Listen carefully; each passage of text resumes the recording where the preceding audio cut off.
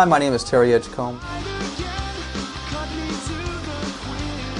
and I've worked in the motorcycle industry for the last 20 years, and I've been with Factory Connection for 8 of those years. I'm the new product development manager, and I also manage the distribution here in the United States and work with new product development.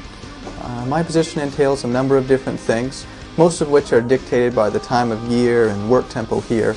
So as we approach fall, I will start to look at new model part fitments and see if we need to make any design changes to the many parts that we already make.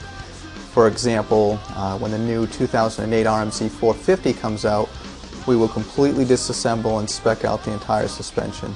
So let's say there has been a design change to the fork spring. Then it's up to me to work with our R&D department and the spring manufacturer to produce a new series of springs that will fit the new model. This process is repeated for every product that we make on all models. Once this is done, then we can update all of our application guides and start working on our new catalog for the new year. I also work with all of the manufacturing companies that we use to produce the different parts that we make. Some of the type of companies that we use are machine shops, spring manufacturers, metal stamping companies, and molding manufacturers. It's my responsibility to negotiate pricing and to make sure that lead times are on schedule. I work very closely with the manufacturing companies and our R&D department to make sure that everyone's on the same page and try to make sure that the part is made as efficiently as possible without jeopardizing the integrity or quality of the part. Management of the new product development is probably the part of the job that intrigues me the most. It's a position that keeps me thinking and learning all the time.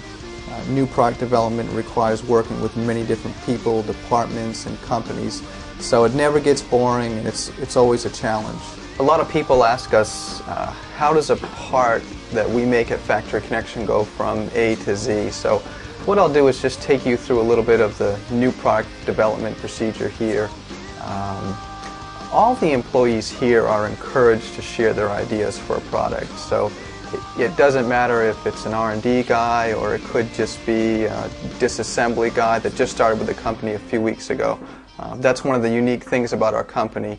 It's a real team atmosphere, and everybody's encouraged to share ideas.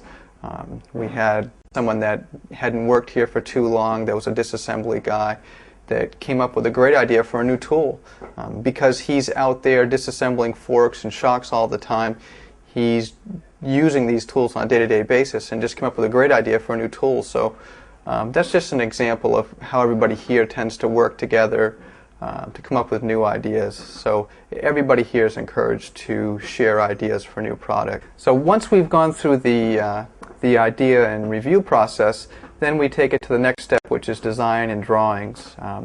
Satoru Tano, who is our R&D manager and works at the West Coast facility, he'll typically take the idea and then spec it out and design the part.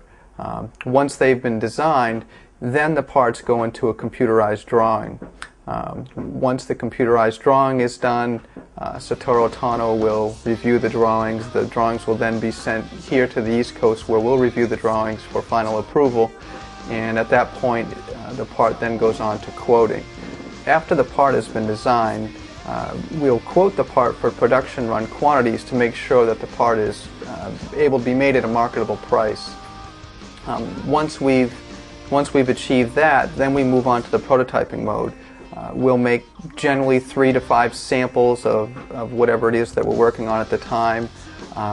Once the prototype parts have been made, they'll go through a number of different tests.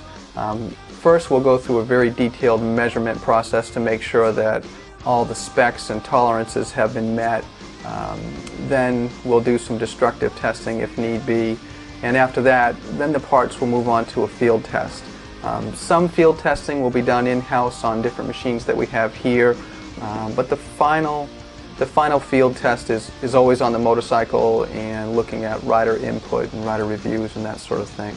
So once we've gone through the entire testing process, we'll at that point decide whether or not the product is able to give us the improvements that we're looking for.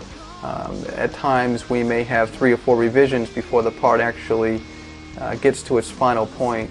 So we'll test the part, and then if it looks okay, then we'll move on to production. At that point, we'll start dealing with the various manufacturers needed to make the part. Sometimes we may just be dealing with one manufacturer, such as a machine shop. Other projects are more detailed, where we have to use numerous different manufacturers. We might be using a molding company, a stamping company, a manufacturing machine shop company, that sort of thing. So depending on how involved the part is, will determine how many different companies we may need to use to make the part. Once the part's made, then it moves on to marketing. Once we have a finished product here, we'll move through the various steps of marketing, which will be website, magazine ads, field testing with different riders. And that pretty much wraps up new product development.